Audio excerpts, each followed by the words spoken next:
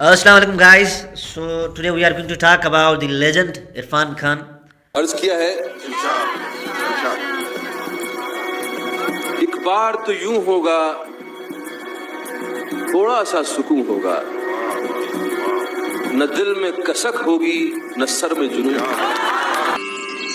हमारे माने तेरो का बिगाड़ो जो तुम्हारे बंदूक के बढ़ते मारो हैं। और आजकल पढ़ाई पढ़ाई नहीं है जी, धंधा है धंधा।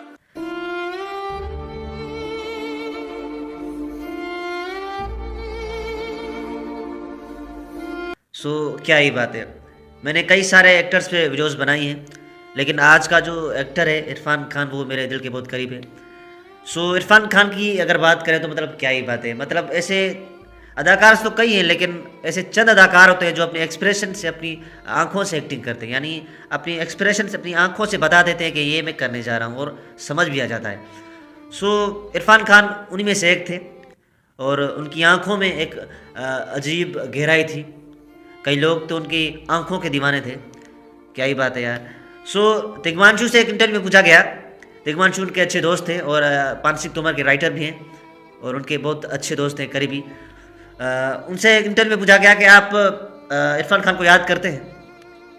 तो उन्होंने जवाब देते हुए कहा कि he was my only friend, यानी मेरा वही सिर्फ दोस्त था। जब मैं इलाहाबाद में रहता था वहाँ तो हम आदी थे, यानी वो अपना शहर था, लेकिन जब मैं बॉम्बे आया तो बॉम्बे में वो मेरा अकेला दोस्त था, और हमारा बहुत साथ रहा।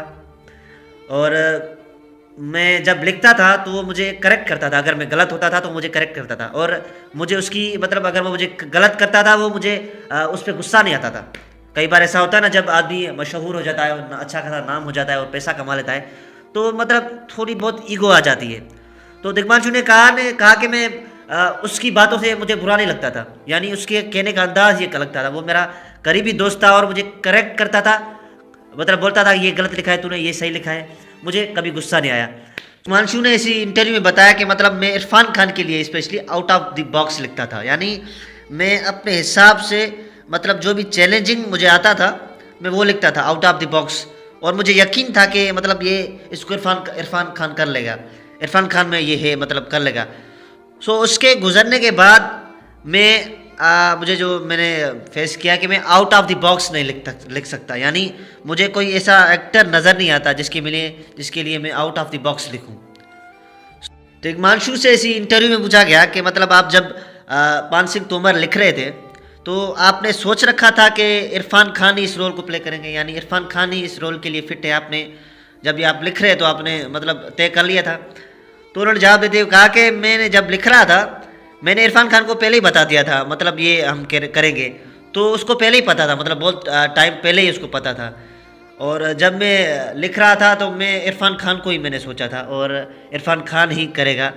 और मैंने जब उसको बताया कि पान सिंह तोमर एक कैरेक्टर है और वो आर्मी में होता है और वो बागी हो जाता है, उन्होंने कहा कि वाह वाह वाह, ठीक है, हम ठीक है लिख लो, करेंगे।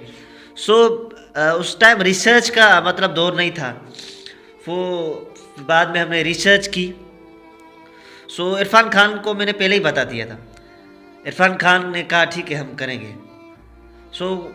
गाइस, कुछ कैरेक्टर ऐसे होते हैं जो मतलब किसी एक के लिए, पर्टिकुलर पर्सन के लिए ही बने होते हैं। पान सिंह तोमर इरफान के लिए ही बना था। उसमें उनका खड़ा होना, यानी उसका मतलब एक नज़र आना, ये अलग बात है, यानी उसके एक्सप्रेशंस, यार क्या ही बात है, आउटस्टैंडिंग।